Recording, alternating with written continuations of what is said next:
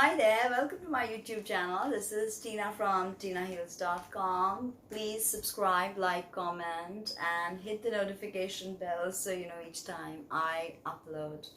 Head over to my website and book a session. So this video is about something really interesting happening up in the skies, and it is something that needs discussion. So we have Black Moon Lilith and Chiron already in Aries, and Venus has recently moved into that sign and has joined them. So as I speak, they're about 2 degrees from each other. Venus, pleasure-seeking Venus, Venus which is the connecting principle. Venus is how we experience life through the 5 senses. She's our desire principle, okay, and she's all about our values, what we adore, what we admire, okay, what we value. So Venus is essentially a very seductive component of our being.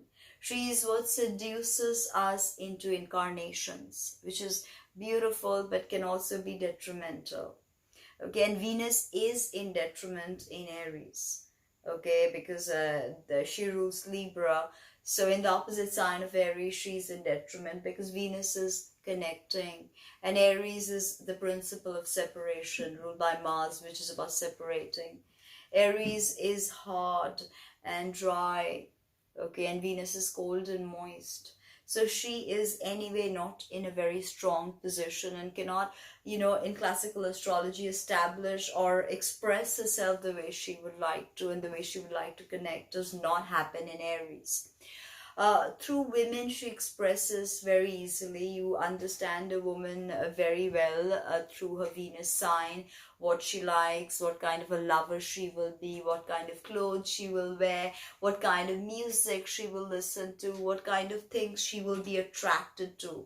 You can say a lot about a woman, but just by looking at her Venus sign.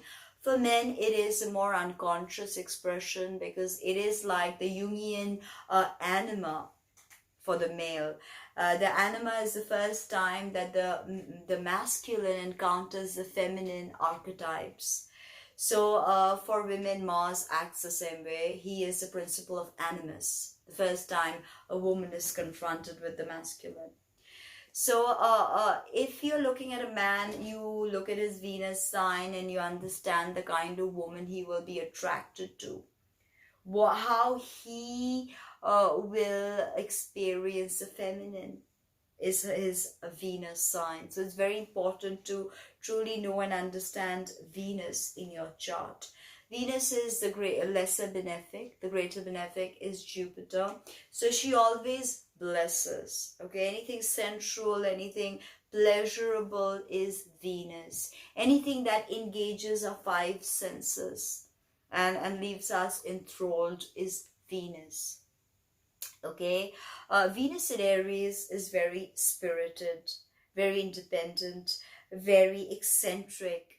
Okay, does not care about what you have to say. She does what she wants to do. Okay, she is seductive and quick to rage, very quick tempered. Okay, quick to anger and aggression. Venus in Aries in detriment. She can be possessive, and she can be very jealous as well as manipulative in Aries. Okay, now Black Moon Lilith. I've got tons of videos on Black Moon Lilith, so check out my Black Moon Lilith playlist if you haven't already. Now she meets Venus, the feminine principle. Black Moon Lilith is also, she's not a real body, she's a point in space. So, and she has a lot to do with our karma, and she has a lot to do with the feminine principle that has been rejected, that has been shunned by the masculine, that has been thrown out, that has been ignored, that has not been heard. Black Moon Lilith, okay? And she's always angry. Okay, anger is a constant companion of Black Moon Lilith because she's been rejected. And we know what rejection feels like. And it can sometimes lead to a tremendous grief and then you realize that grief is it can lead to tremendous anger, and then you realize that anger is nothing but grief. Okay, sadness at not being accepted, because after all, people need people, and we all want to be accepted. That is an inherent need we all have, this Venusian need to connect. Okay, now Chiron in some ways is healing the feminine. Okay, both Venus and Black Moon Lilith, because Chiron, the wounded healer, was shot by Apollo without really any fault of his own, and he experienced tremendous excruciating pains, which is why he embarked on his healing journey. And the centaurs are very salacious, very lascivious, very sexual, and always fornicating and drinking and indulging in all sorts of excesses. But Chiron was nothing like that. He was a student of astrology, the occult, astronomy, mathematics, and healing. Okay, and he was not like the other centaurs. He even had a full human body, and then he had the horseback, the rear of the horse. For the other centaurs, was just the head was human and the rest of the body was of the horse. So immediately you understand that Chiron is nothing like the other centaurs. Living a life of hedonism and depravity and pleasure was not for Chiron. So he also did a tremendous tapas, a sacrifice, by taking the place of Prometheus. So he's like, okay, I go through this pain anyway. Why not put me in place of Prometheus, Zeus, and let my liver be sacrificed every night. So seeing his great act of charity, he was granted immortality, and he became a constellation. Okay, Chiron is actually a very powerful energy and should be the ruler of Virgo, because oftentimes Mercury doesn't make sense as the ruler of Virgo, but Chiron does. The whole aspect of healing. And Chiron also teaches, Chiron could never heal himself, by the way. The end is that he gathered all this knowledge, but he could not heal himself because there was no cure. But he could cure so many others. He could mentor so many gods and goddesses and make them realize their full potential. But he could not heal himself.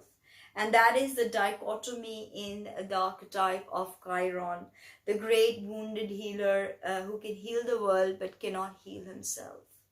Okay, and he not only learns to live with the pain, he learns to assiduously work hard to, in a way, alleviate the pain of others. And through that, his own pain gets diminished. So there's a huge self-sacrificial component of Chiron, and learning and growing and evolving from pain. And I think the feminine today, as they meet, I mean, not today as in right today, but at this moment in time, as the feminine meets the wounded healer, it is a time for the feminine to be healed, to be touched by this sacred, sanctified energy of Chiron. Okay, and with Black Moon Lilith, of course, anger, Venus and Aries, anger. This is a very combustible thing, because Black Moon Lilith is also known as mini Pluto. So she's very plutonic, again deals with transformation, death, birth, regeneration, and all those processes. So you can understand that there's much adrenaline as these celestial bodies have this beautiful conversation and they come so close together. Okay, almost in a hug, 2 degrees apart, they're hugging one another. Okay.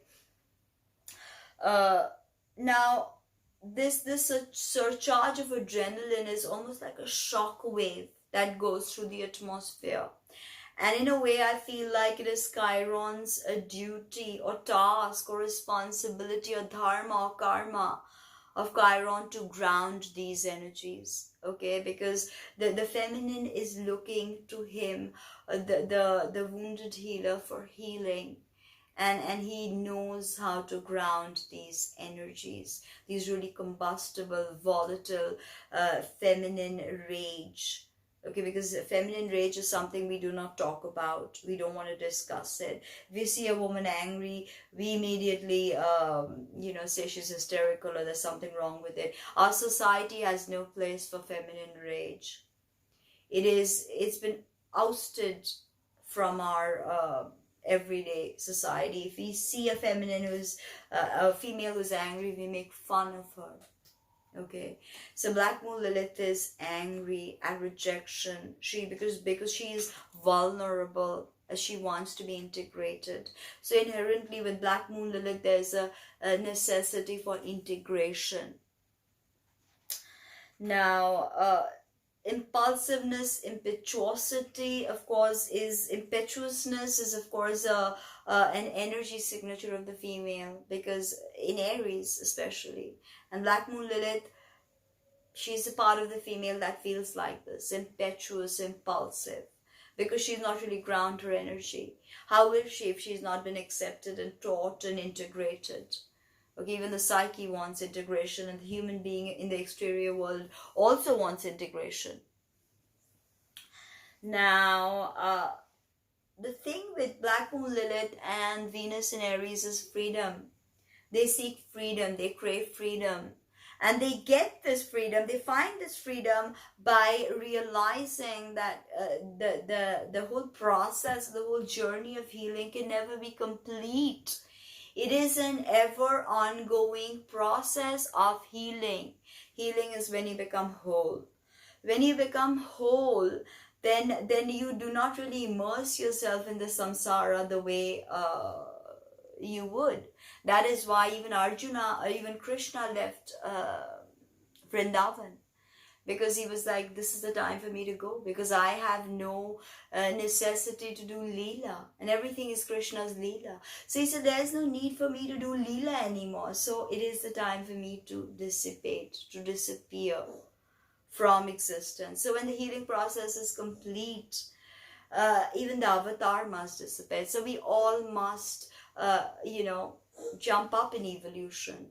So the feminine today is redeemed and finds atonement in knowing from Chiron that his pain hasn't gone away. He may know how to control it, he may know how to work with it, but his pain has not gone away. And this is how they find freedom, that it's okay to be a little broken. It's okay to feel a hollow inside. It's okay to feel rage. It's okay to feel anger. I think that is what the female realizes as the feminine real of the female. The feminine realizes as these archetypes meet in this fiery Martian sign of Aries. Now, the thing with Black Moon Lilith is she doesn't give a damn about societal norms and conventions and what other people think. She wants to do what she wants to do. So there's this certain crazy expressive side to Black Moon Lilith that I think Venus tunes in to with this conjunction. I definitely feel it. And Black Moon Lilith has a very important a lesson for Venus. She tells Venus that, hey, it's okay to be outcast, because she's been healed by Chiron. So she says it's okay, you don't always have to connect. Life is still beautiful if you're the outcast, because then you show people a different side of the story by rebelling against the establishment. Okay, essentially Venus is all about connection. So for Venus, this could be a very complicated lesson indeed, that yeah, it is okay to be the outcast, because Venus definitely doesn't want to be the outcast. In a sense, if you think of Black Moon Lilith as a rebel without a cause, I don't think that she is so. Black Moon Lilith is an inner call for us to be more authentic. And I think Chiron's journey is a journey of authenticity. So that is something that Black Moon Lilith can truly learn from Chiron, is how to she's authentic, but how to accept that authenticity and how to be okay by being an outcast. Maybe Black Moon Lilith also learns how to connect, and the anger dissipates a little bit. Now, this tremendous emotional dynamics that is at play with the feminine sides, with the feminine archetypes, you can see that Chiron is essentially balancing this rage and this need to connect, the feminine need to rage and the feminine need to connect. Okay, and he's bringing up some really important questions. They are bringing up some really important questions. Why do we rage? Why are we angry? Okay, is it all right for us to be raped, to be abused, to be treated as inferior in some way, and to be rejected, to be left out?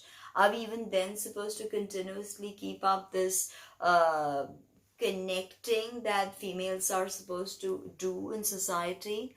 I think this brings up a lot of philosophical questions. What is the reason for feminine anger?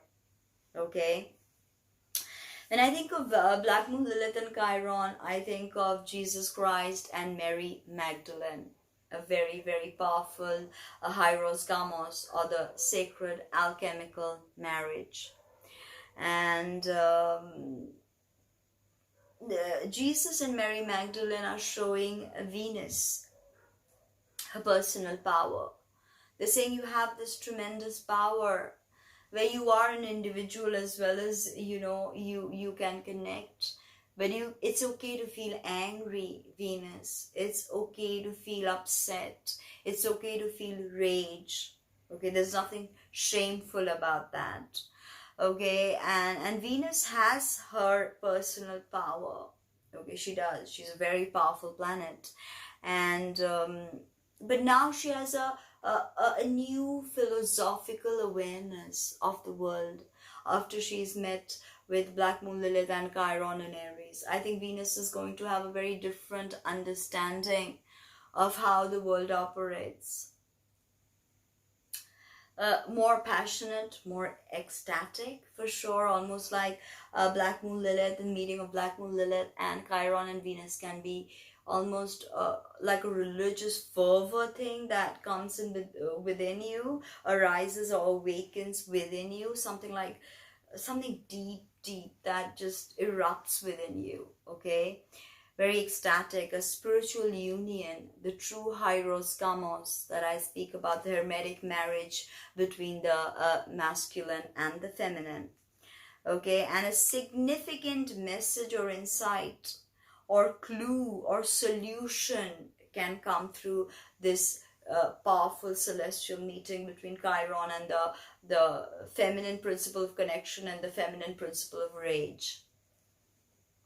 Now, Chiron, who has mentored many gods, must now mentor Black Moon, Lilith, and Venus in a classroom. Okay, and he prescribes medicine. So there's always Chiron giving medicines and remedies. So I think that Chiron is going to give us some remedies and some solutions on how to deal with the rage that wells up within us, or how we always need to connect to feel important. There has to be a balance between both. And the exact date when Black Moon, Lilith, and Chiron meet, it's 4th of March at 7 of Aries. And then they have 2 months of conjunction, which is going to be this really powerful. Venus will be out, of course. And in May, Venus starts her retrogradation.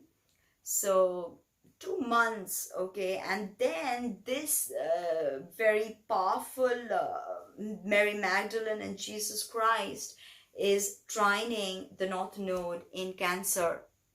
This is a time of shadow work, integration of the shadow, in understanding of polarities, duality. Black Moon Lilith is very much the inner witch. Okay, I'm a witch, so I have an inner witch. I'm a witch in the real world as well. So it's an integrated archetype. But there are some who shun the witch, shun the witch, okay? And she's a seductress and she's an elemental, Very powerful elemental force with Black Moon Lilith. Moon controls all the tides and all the elements practically. She is our instinctual nature, okay, which can of course sometimes be like a bitch or a schemer or someone who manipulates. Um, Now, she's also very self-destruct. Black Moon Lilith on the negative side is very self-destruct. So Chiron here can rein in that attitude, that attribute of, self-destruction, self-sabotage. Chiron, in a way, I think is reining in on that impulsive attribute of Black Moon Lilith. Now, Black Moon Lilith is like Ketu in Vedic astrology. Ketu is karma, the south node, okay, the tail of the dragon. And Black Moon Lilith is essentially about healing and empowering, okay, empowering us. So obviously it's a very empowering moment as Venus, Black Moon Lilith and Chiron stand in conversation in Mars ruled Aries, okay? And when you think of, I said, the Amazonian women or Joan of Arc, these are the archetypes of Venus in Aries, conjunct Black Moon Lilith. And what I feel for us, that this is a great, great time of healing, but also to understand that sometimes we may not be healed, but maybe use our knowledge and our love and our compassion to heal the greater world. And with each person we touch and we empower and we heal, a part of us is healed. That is what I have always believed. That is how I have undertaken my healing journey. That by impacting you, even by you watching this video, a part of me is healed if you are connecting to this video. So subscribe, like, comment. Please consider becoming a patron and support my work. And don't forget to book a session. Thank you. Drop a comment below. Bye.